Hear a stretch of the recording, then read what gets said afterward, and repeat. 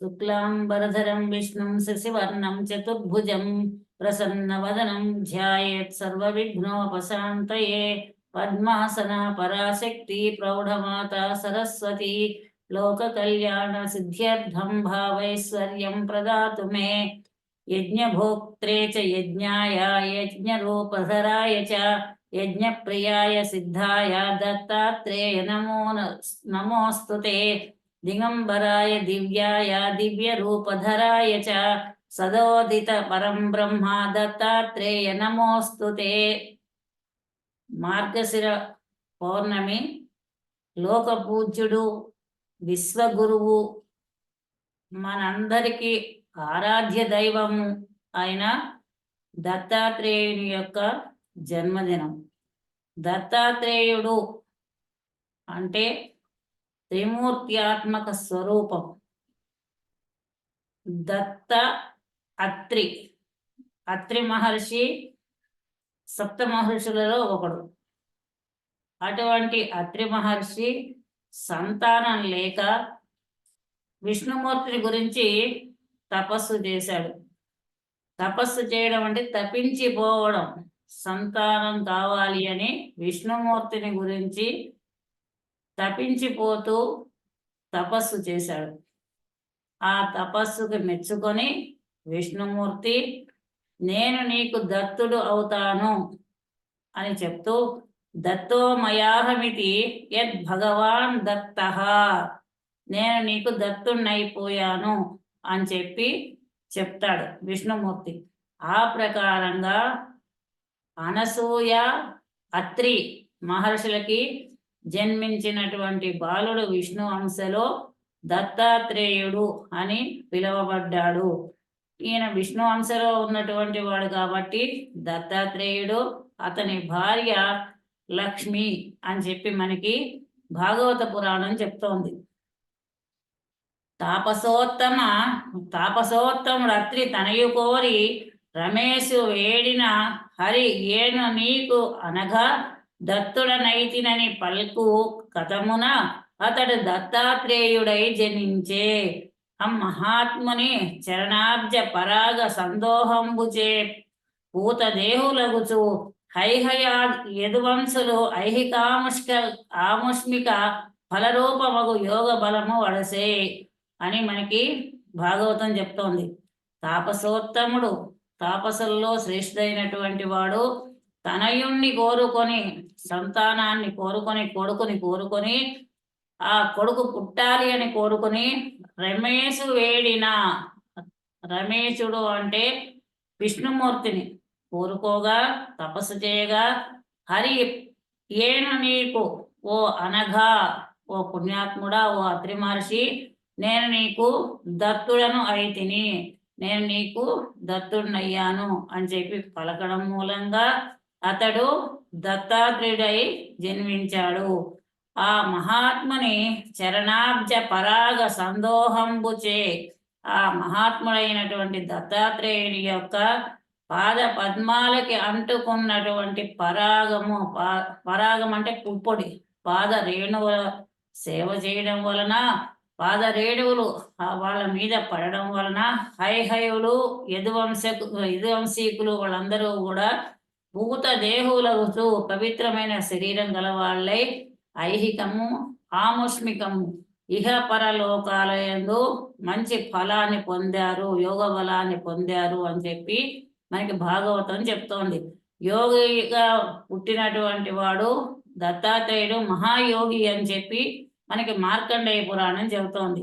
కాబట్టి ఈ రకంగా హైహయులు యదువంశకులు యాదవులు కూడా ఈ దత్తాత్రేయుని వలన యోగ సిద్ధిని పొందారు, యోగ విద్యను తెలుసుకున్నారు అని చెప్పి మనకి భాగవతంలో చెప్తోంది. అలాగే మార్కండేయ పురాణంలో ఈ దత్తాత్రేయుని యొక్క జన్మను గురించి ఇంకొక కథ చెప్తోంది.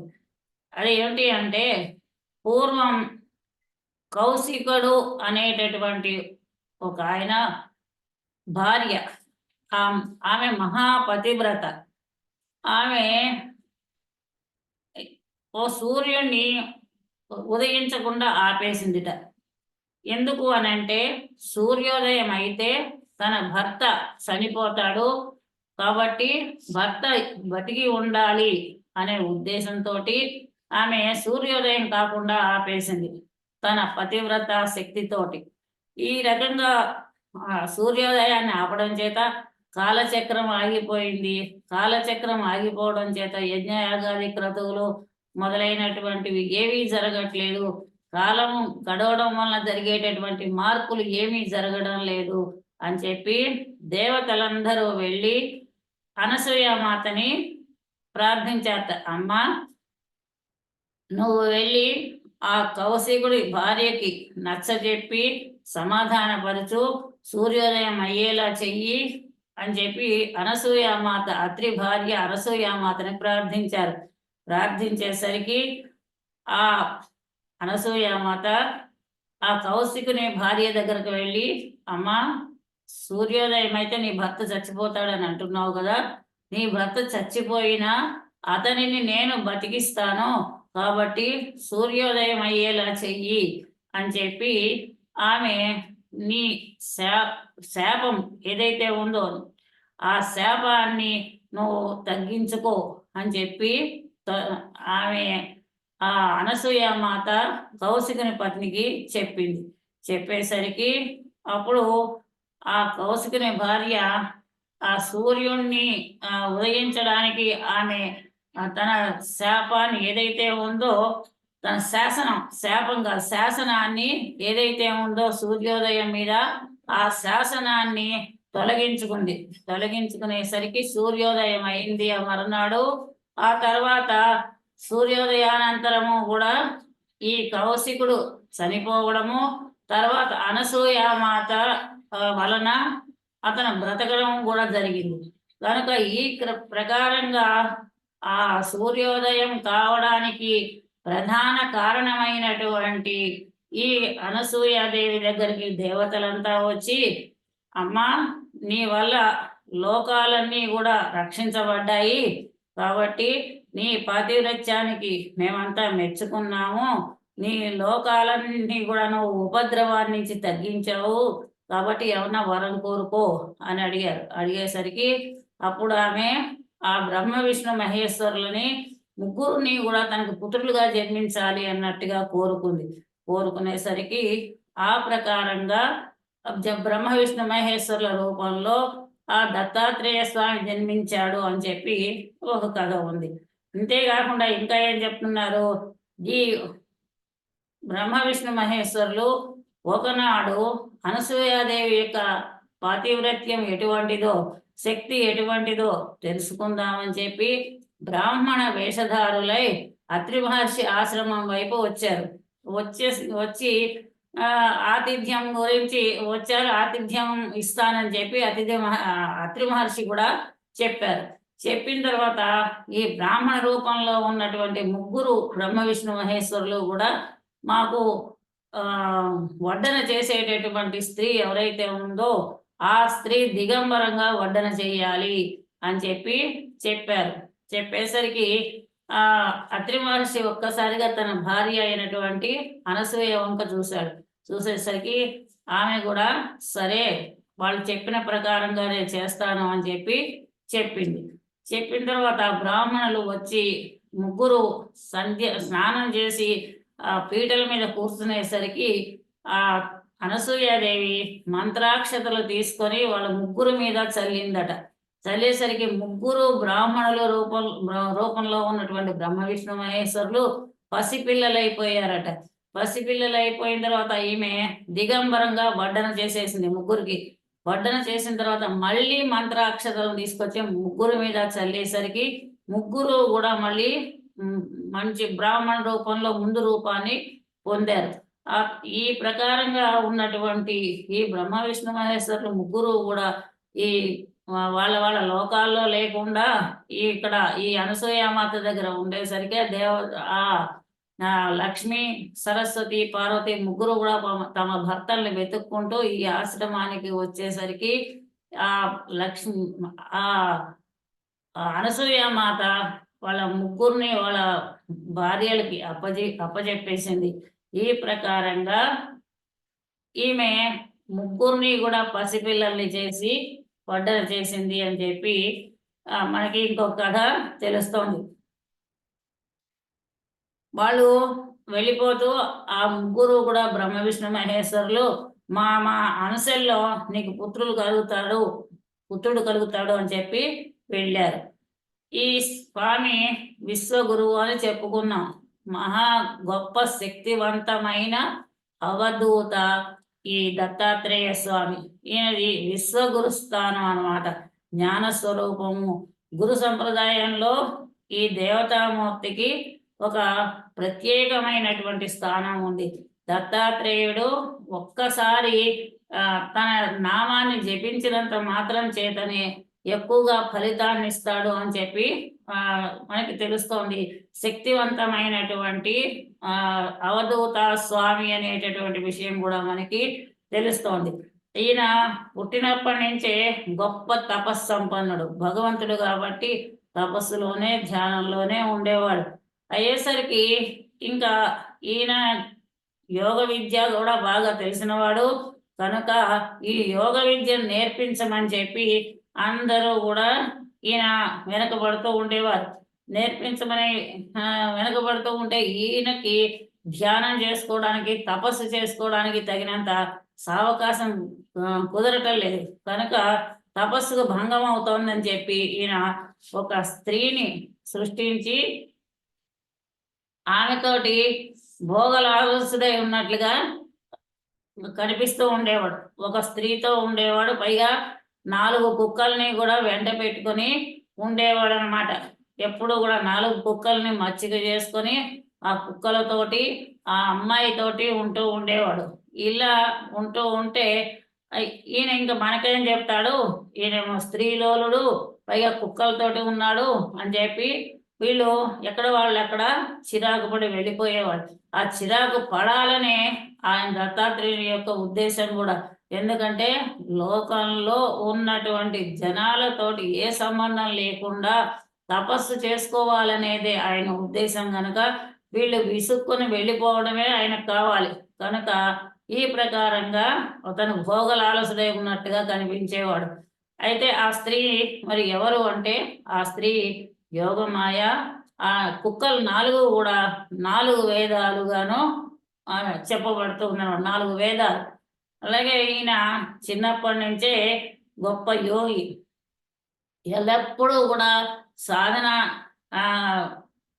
చేసుకుంటూ, ధ్యానం చేసుకుంటూ, నిస్సంగం, ఎవరితోటి కూడా సాంగత్యం లేకుండా, ఎవరు ఇష్టలు కాదు, వ్యతిరేకులు కాదు, అలాగా లోకానికి దూరంగా ఉంటూ ఉండేవాడు అనమాట. ఇలా ఎప్పుడు ఆత్మానందము, దానిలోనే తన్మయత్వాన్ని పొందుతూ ఉండేవాడు. కానీ ఈయన లోకంతో సంబంధాలు పెట్టుకునేవాడు కాదు. అయినప్పటికీ కూడా ఇతని చుట్టూరా కూడా పిల్లలందరూ కూడా చేరుతూ ఉండేవాళ్ళు. ఇలా పిల్లలందరూ చేరి అతన్ని ఏదో ఒకటి మాట్లాడిస్తూనో, ఏదో రకంగా అల్లరి చేస్తూనో, గొడవ చేస్తూనో ఉంటే తనకి ఏకాంతానికి భంగం కలుగుతోంది అని చెప్పి వీళ్ళ నుంచి దూరంగా ఉండాలి అని చెప్పి అనుకునేవాడు, దూరంగా ఉంచేవాడు కూడా. ఇలాగే ఏకాంతానికి భంగం కలుగుతోంది అని చెప్పి తన ఏకాంతాన్ని కోరుకున్నటువంటి దత్తాత్రేయుడు ఒకసారి ఆ పిల్లలందరూ తనని వేధిస్తూ ఉంటే, హడావిడి చేస్తూ ఉంటే, కోలాహలంగా ఉంటే తన ధ్యానానికి భంగం కలుగుతోందని చెప్పి ఒక్కసారిగా తన సమీపంలో ఉన్నటువంటి కొలను చెరువులో మునిగిపోయాట. చెరువులో మునిగిపోయి ఉండిపోయాడు. అది ఉండిపోయేసరికి అక్కడ వచ్చినటువంటి వాళ్ళందరూ కూడా ఇప్పుడు వస్తాడు, గంట సేపట్లో వస్తాడు, 2 గంటల్లో వస్తాడు అని చెప్పి ఆ గట్టు మీదే కూర్చున్నారు. ఎంతసేపు కూర్చుంటాడు, నీళ్ళల్లోనూ వచ్చేస్తాడు అని. ఎంతసేపు కూర్చున్నా కూడా ఈ లోపలికి దిగినటువంటి దత్తాత్రేయుడు, మునిగిపోయినటువంటి ఆయన బయటికి రానేలేదు. అయ్యేసరికి ఈ సంగతి తెలుసుకున్నటువంటి దత్తాత్రేయుడు తన సంకల్పంతో లక్ష్మీదేవిని సృష్టించి అక్కడికి తీసుకొని వచ్చి ఆమెతో పాటుగా కొలం లోపల నుంచి, ఆ చెరువు లోపల నుంచి బయటికి వచ్చాడు. అయినప్పటికీ కూడా అక్కడ ఉన్నటువంటి పిల్లలు అతన్ని వదిలిపెట్టకుండా ఆయన కీర్తిస్తూ వచ్చారనమాట. కీర్తిస్తూ వచ్చేసరికి ఇంకా ఆయనకి ఇంకా వదిలిపెట్టట్లేదు వీళ్ళు అని చెప్పి ఒక ఆలోచనతో తను తీసుకొచ్చినటువంటి స్త్రీ లక్ష్మీదేవిని ఒళ్ళో కూర్చోబెట్టుకొని మద్యపానం చేస్తున్నాడట. బాగా మద్యాన్ని తాగుతున్నాడు. డ్రమ్ములు డ్రమ్ములు కుండలు కుండలు తాగుతున్నాడు అనమాట. తాగుతూ ఇంకా ఆమెతో పాటుగా అనేక రకాలైన పిచ్చి గంతులు వేస్తున్నాడట. పిచ్చి గంతులు వేస్తూ పిచ్చి పాటలు పాడుతూ ఆమెతో పాటుగా లోకంగా ఉన్నాడు. తాగడం, అమ్మాయితో తిరగడం ఇవన్నీ దుర్వ్యసనాలు కాబట్టి ఇలాంటివి చేస్తేనే వాళ్ళు వెళ్ళిపోతారని చెప్పి వాళ్ళు అలా చేస్తున్నాడు ఆ దత్తాత్రేయుడు. అయినప్పటికీ వదలకపోయేసరికి ఆమెతోటి కామకలాపాలు చేయడం మొదలుపెట్టాడు. చేయడం మొదలుపెట్టేసరికి వెంటనే వచ్చినటువంటి పిల్లలు అసహించుకొని ఇతనిని చిచి ఇంత అసహ్యంగా 10 మందిలోనూ కూడా ఈ అమ్మాయితో సరసాలాడుతున్నాడు, బాగా తెగ తాగుతున్నాడు, చి ఇతను మనకేం చెప్తాడు అని చెప్పి వదిలిపెట్టి వెళ్ళిపోయారు. అదే విధంగా ఆ రోజు నుంచి కూడా దత్తాత్రేయుడు లోపల మనసులోనేమో అంతరంగంలోనేమో తపస్సు, ధ్యానము మొదలైనవి చేసుకుంటూ బయటికి మాత్రము మద్యపానం చేస్తూను మద్యపాన ఆసక్తుడుగాను స్త్రీలోలుడుగాను కూడా నటించడం మొదలుపెట్టాడట. అంటే తనని అసహించుకుంటే తన దగ్గరికి ఎవరు రారు, తన ఏకాంతానికి భంగం కలగదు అని ఆయన మద్యపానం సేవించడము, తర్వాత ఈ స్త్రీలోలత్వంగా ఉండడము అనేది చేస్తూ ఉండేవాడు. ఈయన ఎలాంటి వాడు అనేటటువంటి విషయము యోగులకి తప్ప సామాన్యులు ఎవరు కూడా గుర్తించలేకపోతూ ఉండేవారు అనమాట. యోగులు మాత్రమే అతన్ని గుర్తించగలరు ఈయన మహానుభావుడు అని. అలాగే ఇంకోసారి ఏమైంది, జంబుడు మొదలైనటువంటి రాక్షసులు దేవలోకం మీదకి యుద్ధానికి వచ్చి స్వర్గలోకం మీదకి ఆ దేవతలందరినీ ఓడించేసి ఇంద్రుణ్ణి స్వర్గం నుంచి పారిపోయేలా చేశారు. ఓడించి వాళ్ళు దేవేంద్రుని యొక్క సింహాసనం మీద ఎక్కి స్వర్గలోకాన్ని పరిపాలించడం మొదలుపెట్టారు. అలా కొంతకాలం గడిచింది. దేవతలు ఆ రాక్షసులని గెలవలేకపోయారు. ఇలా ఎంతకాలం గడుస్తుంది అని చెప్పి ఆ దేవతలందరూ వెళ్ళి, ఇంద్రుడు మొదలైనటువంటి వాళ్ళందరూ వెళ్ళి బృహస్పతి దగ్గర మొరపెట్టుకున్నారు. ఆ బాలకిల్య మహర్షులు మొదలైనటువంటి వాళ్ళందరినీ తీసుకెళ్ళి అక్కడ బృహస్పతి దగ్గర మొరపెట్టుకున్నాడు. బృహస్పతి గారు ఏం చేయమంటారండి మమ్మల్ని, మీరే కదా గురువులు, పెద్దవాళ్ళు పండితులు, కాబట్టి ఇటువంటి పరిస్థితి ఉంది. ఆ జంబుడు అనేటటువంటి రాక్షసుడు మొదలైనటువంటి రాక్షసులు అందరూ కలిసి స్వర్గలోకాన్ని జయించేశారు, ఏం చేయాలి అని చెప్పి ఆ బృహస్పతిని ప్రార్థిస్తే ఆ బృహస్పతి ఏం చేశాడు, అయ్యా మన వల్ల ఏమీ కాదు ఇది, మీరు వెళ్ళి దత్తాత్రేయుని సేవించండి, ఆ దత్తాత్రేయుని సేవించినట్లయితే మీకు ఏదైనా ఒక మంచి మార్గం దొరుకుతుంది, లేకపోతే ఎవరు ఏమీ చేయలేరు వాణ్ణి అని చెప్పి ఆయన సలహా చెప్పాడు. ఆ బృహస్పతి చెప్పేసరికి ఆ దేవేంద్రుడు ఆ దత్తాత్రేయుడి దగ్గరకు వచ్చి నమస్కరించి అతనికి ప్రార్థించాడు. ప్రార్థించేసరికి ఆ దత్తాత్రేయుడు ఆ దేవేంద్రుడు మొదలైనటువంటి వాళ్ళని చూసి నాకు బాగా బాణాల నిండా కళ్ళు కావాలి అని అడిగాడు, మద్యం కావాలి అని అడిగాడు. సరేనని చెప్పి పెద్ద పెద్ద బాణాల నిండా కళ్ళు తెప్పించిస్తే ఆ కళ్ళు బాగా తాగాడు. అలాగే ఇలా మద్యం తాగినటువంటి వాడు దత్తాత్రేయుడు బాగా తాగి గంతులు వేసుకుంటూ చిందులు వేసుకుంటూ అతడు కొంతసేపు అయిన తర్వాత ఆ లక్ష్మీదేవిని తీసుకుని పారిపోవడం మొదలుపెట్టాడు. పారిపోవడం మొదలుపెట్టేసరికి దేవతలు అతన్ని వెంబడించారు. అయ్యా మీరు వెళ్ళిపోతే ఎలా, మీ గురించి కదా మేము వచ్చింది, కష్టం చెప్పుకోవడానికి అని చెప్పి వాళ్ళు వెంబడించారు. వెంబడించేసరికి ఇంకా ఆయన కొన్ని పరీక్షలు పెట్టి దేవేంద్రుడికి మొదలైనటువంటి వాళ్ళకి కొన్ని పరీక్షలు పెట్టాడు. పెట్టిన తర్వాత ఆ దేవేంద్రుడిని అడిగాడు అనమాట, మీకేం కావాలి, ఎందుకు ఇలా వచ్చారు అని చెప్పి అడిగాడు. అడిగేసరికి వాళ్ళు జంబాది రాక్షసుల గురించి, వాళ్ళు పెట్టే బాధల గురించి చెప్పారు. చెప్పేసరికి అప్పుడు దత్తాత్రేయుడు ఏమన్నాడు, నేను మద్యానికి బానిసని, దాసుని, స్త్రీలోలుణ్ణి, కర్మభ్రష్టుణ్ణి, ఉన్మత్తుణ్ణి, నాకు మత్తు పదార్థాలు ఇష్టం. తర్వాత అమ్మాయిల పిచ్చి ఎక్కువ నాకు. అలాగే కర్మని చెయ్యనటువంటి వాడిని, కర్మ భ్రష్టుని, కర్మ ఏమీ చెయ్యనటువంటి వాడిని. ఇంతే కాకుండా పిచ్చివాడిని నేను. నేనేం చేస్తాను, ఆ రాక్షసులు నేను ఎలా గెలుస్తాను, నేను గెలవలేను పొమ్మని చెప్పి వాళ్ళని కసిరాడు. కసిరేసరికి కసిరి కూడా మాట్లాడతారట, కొడతారట. ఆ తర్వాత అనేక రకాల కఠినాతి కఠినమైన పరీక్షలు పెడతారు అవధూతలు అనేటటువంటి విషయము మనకి మార్కండేయ పురాణం చెబుతాం. ఇంతేకాకుండా ఈ రకమైన ఆయన పెట్టిన పరీక్షలన్నింటినీ కూడా సహనంతో భరించారు. భరించిన తర్వాత మళ్ళీ దేవతలు అతన్ని ప్రార్థిస్తే అప్పుడు దేవహితమైన కార్యం కంటే గొప్పది ఇంకేమీ లేదు అని చెప్పి ఆ రాక్షసుల్ని నా ముందుకు తీసుకురండి, నేనా బక్కవాడిని, వాళ్ళతో యుద్ధం చెయ్యలేను, మీరు ఆ రాక్షసుల్ని మా దగ్గరకు తీసుకొస్తే ఒక్క క్షణంలో సంహరిస్తాను అని చెప్పి దత్తాత్రేయుడు దేవతలకి చెప్పాడు. ఇంద్రాది దేవతలందరికీ చెప్పాడు. చెప్పేసరికి ఆ ఇంద్రుడు మళ్ళీ ఆ జంబాది రాక్షసులందరూ ఎవరైతే ఉన్నారో వాళ్ళందరి దగ్గరికి వెళ్ళి నా దగ్గరికి యుద్ధానికి రండి అని చెప్పి వాళ్ళు గట్టిగా ఆ యుద్ధానికి పిలిచాడు. పిలిచిన తర్వాత ఆ రాక్షసులు ఏమనుకున్నారు, మమ్మల్ని మాకు భయపడి పారిపోయారు వీళ్ళు, అలాంటిది మళ్ళీ వచ్చి వీడు మమ్మల్ని అడుగుతున్నాడు ఏమిటి అని చెప్పి ఆ రాక్షసులు ఒక్కసారి గర్దించేసరికి వెంటనే మీరు నాతో యుద్ధానికి రండి అని చెప్పి గట్టిగా పారిపోవడం మొదలుపెట్టాడు ఆ దేవేంద్రుడు. అతని వెనకాల సైన్యం పారిపోతూ ఎక్కడికి వచ్చారు, దత్తాత్రేయుడు ఉన్నటువంటి చోటుకు వచ్చారు. వచ్చేసరికి ఆ రాక్షసులంతా వచ్చారు. ఆ దత్తాత్రేయుడి దగ్గరికి ఇంద్రుడు కూడా వచ్చాడు. ఆ దత్తాత్రేయుడి పక్కన అందమైనటువంటి త్రిభువన మోహిని, అత్యంత సౌందర్యవతి అయినటువంటి ఆ ఒక స్త్రీ కనపడింది. కనపడేసరికి రాక్షసులకి ఆ యుద్ధం మీద వ్యామోహం పోయింది. ఆ స్త్రీ మీద వ్యామోహం పట్టుకుని ఆమెని పట్టేసుకుని గట్టిగా వాళ్ళ ఆ పల్లకీలో ఎక్కించుకొని భుజాల మీద ఎక్కించుకొని పోవడం మొదలుపెట్టారు. ఎప్పుడైతే ఆ లక్ష్మీదేవి తల మీద ఎక్కిందో వాళ్ళకి వెంటనే వాళ్ళకున్న సిరి సంపదలన్నీ నాశనం అయిపోతాయి అని చెప్పి తెలుస్తోంది.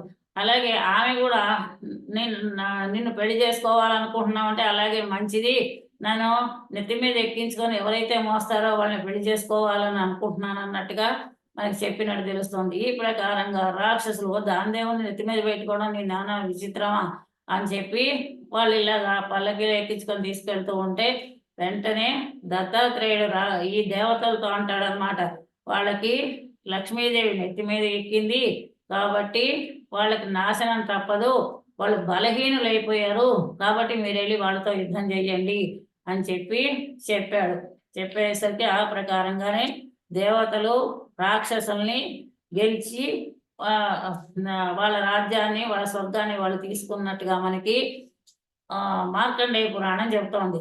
అయితే విశ్వగురువు అయినటువంటి దత్తాత్రేయుడికి 24 మంది గురువులు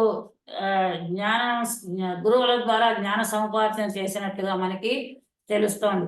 ఈ గురువులన్నీ ఏమిటి అనంటే ప్రకృతిలో ఉన్నటువంటి చీమలు, తర్వాత ఈ తేనెటీగలు, సూర్య చంద్రులు, ఇవన్నీ కూడా ఆయన గురువులు.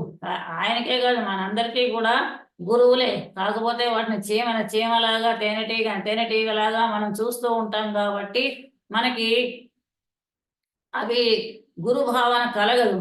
ఎందుకు అనంటే చీమలు ఉన్నాయంటే అవి ధనాన్ని ఎలా సంపాదించి కూడబెట్టుకుంటాయో మనం కూడా, అంటే వాటి ఆహార సంపాదన, చీమలు ఎలా ఆహారాన్ని సంపాదించి కూడబెట్టుకుంటాయో చీమల్లాగా మనం కూడా ధనాన్ని కూడబెట్టుకోవాలి అని చెప్పి మనకి ఒక చక్కనైనటువంటి ఉపదేశం.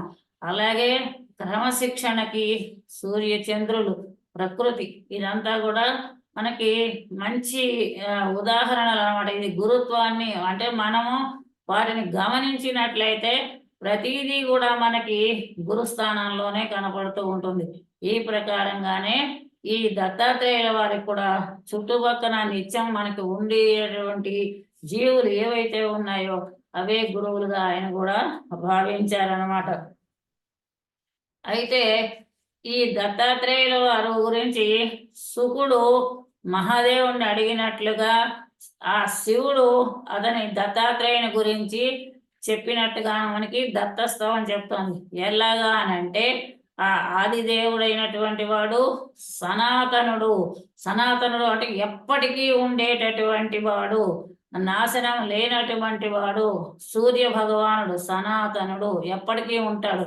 కాబట్టి ఇలాగా నిర్వికారుడు, ఏ విధమైన వికారాలు లేనివాడు. వికారం అంటే కడుపులో దేవడం అని కాదు, రకరకాల వ్యామోహాల వైపు మనస్సు మళ్ళీపోవడాన్ని వికారము అంటాడు. అటువంటి వికారం లేనటువంటి వాడు నిరంజనుడు.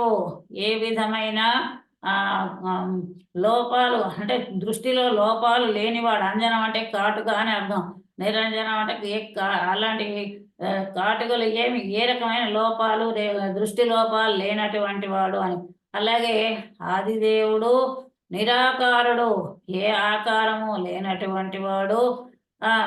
వ్యక్త గుణ వర్జితుడు, గుణాల చేత వర్జింపబడిన వాడు, గుణాలను వర్జించిన వాడు. త్రిగుణాలు సత్వ రజస్తమో గుణాలు వీటిని వదిలిపెట్టబడినటువంటి వాడు దత్తాత్రేయుడు అని చెప్తూ, దత్తం సనాతనం బ్రహ్మ నిర్వికారం నిరంజనం ఆదిదేవం నిరాకారం వ్యక్తం గుణవర్జితం అని చెప్పి మనకి దత్తరాజస్తవము అనేటటువంటిది చెప్తోంది.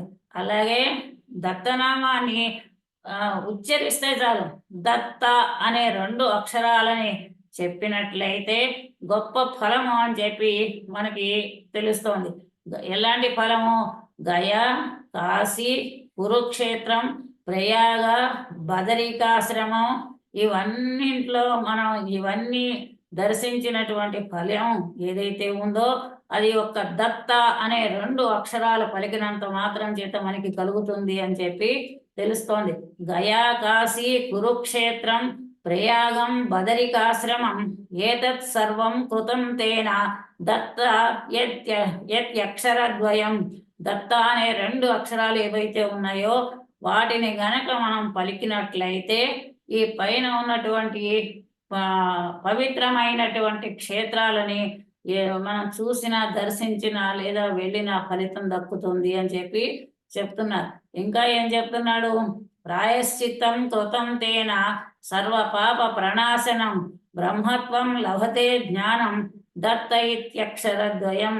ఏ సర్వ పాపాలని కూడా ప్రక్షాళన చేసుకోవాలి, నశింప చేసుకోవాలి అంటే అనేక రకాల ప్రాయశ్చిత్తాలు అంటారు. చేసిన తప్పుల్ని దాన్ని తొలగించుకోవడం కోసం చేసేటటువంటి ప్రాయశ్చిత్త కార్యక్రమం. అది ఏదైతే దేని వలన అయితే జరుగుతుందో జరిగి బ్రహ్మత్వం లభతే, జ్ఞానము బ్రహ్మత్వము కూడా లభిస్తుందో అదంతా ఒక దత్త అనే 2 నామాలు 2 అక్షరాల మనం జపించడం వలనే కలుగుతుంది అని చెప్పి మనకు తెలుస్తోంది. ఇటువంటి దత్తాత్రేయుడు విశ్వానికి గురువయ్యి మన అందరినీ కూడా కాపాడుతూ మనమందరూ కూడా ఈ దత్తాత్రేయుని యొక్క జన్మదినం నాడు ఆయనకి ఆ దత్తరాజస్తవము, దత్తాత్రేయ స్తోత్రము ఇవన్నీ చదువుకొని ఆయనను దర్శించుకొని మనము పవిత్రులు అవ్వాలని చెప్పి హృదయపూర్వకంగా కోరుకుంటూ, నాకు ఈ అవకాశం ఇచ్చినటువంటి దత్తగిరి పీఠం వారికి ధన్యవాదాలు తెలియజేసుకుంటూ ముగిస్తున్నాను. స్వస్తి.